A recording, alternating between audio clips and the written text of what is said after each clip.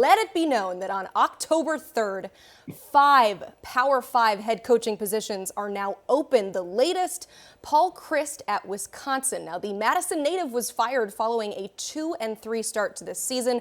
Chryst, though, boasts a .720 win percentage in now his 8th season. He won 3 Big Ten West titles and was a 2-time Big Ten Coach of the Year. So when you fire a guy who has a resume like that and is from Wisconsin, it's hard to argue the move was based solely on results. Wisconsin's athletic director, Chris McIntosh, said in a statement that parting ways with Chryst is what's in the best interest of the football program, quote, long term. So, Blake, why do you think that's the case here? Well, I think what I've been hearing is that Wisconsin's going to target Kansas coach Lance Leipold as their next head coach. And I think that has a lot to do with it. They want to get on board with him as quick as they can. Obviously, the turnaround he's done at Kansas has been amazing. He's got a ton of Wisconsin ties. He's won there. He's coached there, and I think that is what I'm hearing right now. And I think that they want to be get ahead of Nebraska and get the ball rolling on him as soon as possible. Blake, when you let go of a guy that has the history at Wisconsin that Paul Chryst does, former quarterback, assistant coach from Madison, Wisconsin, and he has had success, 3 division titles, 2-time Big Ten Coach of the Year, like Emily said earlier, you only let a guy like that go if you want to go after somebody like Lance Leipold. If Lance Leipold is not 5-0 at Kansas right now and is not the talk of the country and the turnaround he's done, Paul Chryst is probably the head coach at Wisconsin this morning. Yeah, I think just losing to Illinois the way that they did at home, and they've already lost to Wazoo at home this year, I think it was just that was kind of the straw that broke the camel's back. I think they decided the time is now to act. They've got a great coach in Jim Leonard that's going to take over for the rest of the season right now, who's deserving of a head coaching job. So they've got some good options, but Lance Leipold is what I'm hearing as of right this second.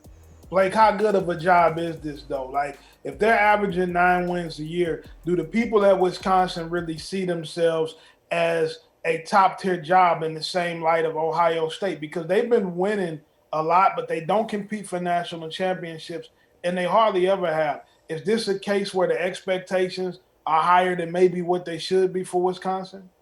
I think Wisconsin can win. I mean, they've had some good seasons. They've had a good program for a long time now. The key to Wisconsin to turn this thing around is getting a quarterback.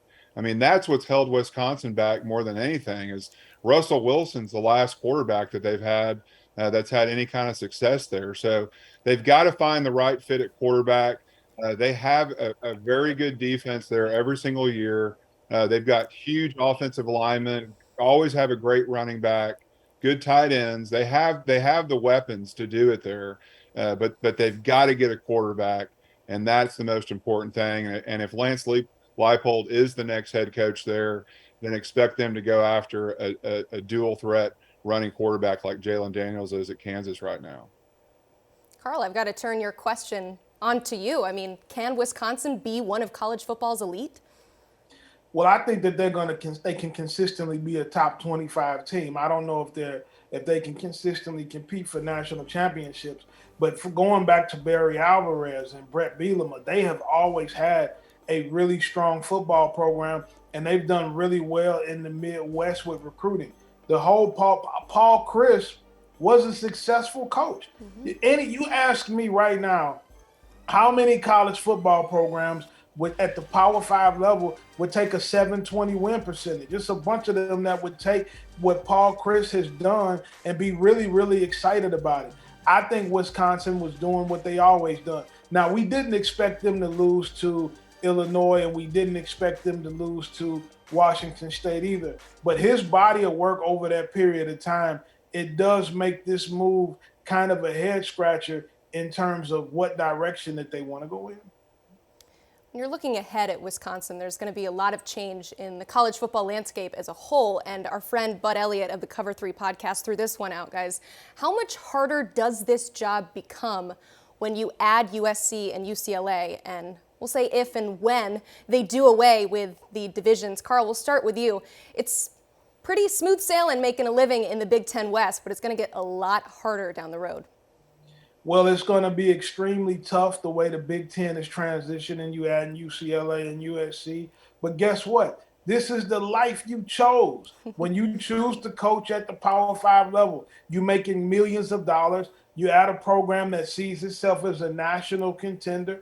You got to step up to the plate and understand that they want you to compete at that level. But it is really, really tough to win. That's why so more guys get fired than it is guys that win championships. I think it's a tough job, but they can compete with the big boys. I mean, I look at the Big Ten and say, why not Wisconsin? Because, Penn State's going to have a good program. Ohio State, Michigan. You would think Michigan State's going to get this thing rolling here pretty soon.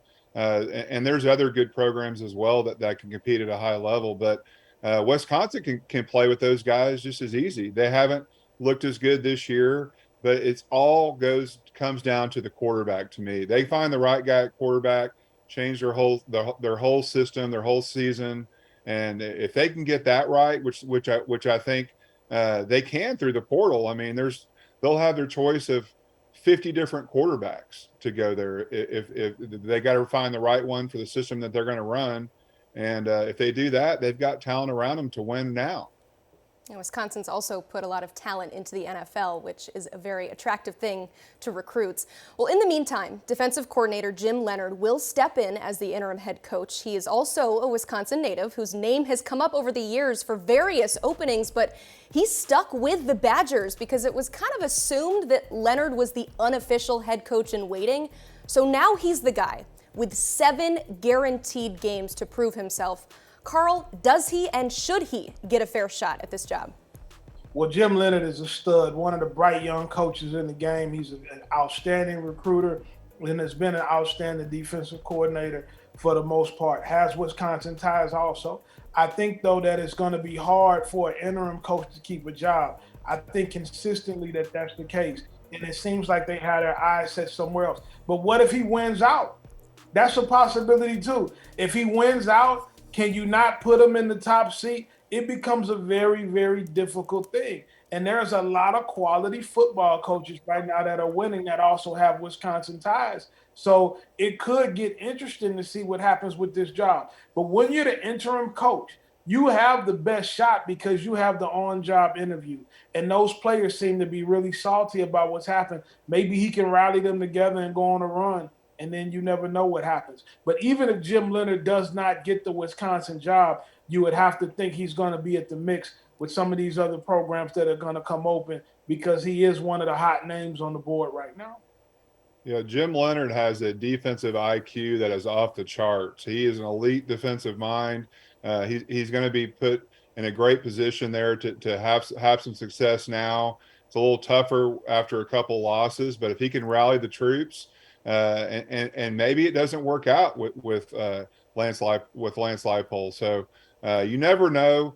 He'll get a shot. If it's not at Wisconsin, it'll be somewhere else. I mean, I believe a couple of years ago he turned down the Packers defensive coordinator job, which is pretty amazing to turn that down. So he must love the college football lifestyle of recruiting and developing and being around kids to help them achieve their dreams. So best of luck to him. I think he'll do a great job. And if it's not at Wisconsin, it'll be somewhere else.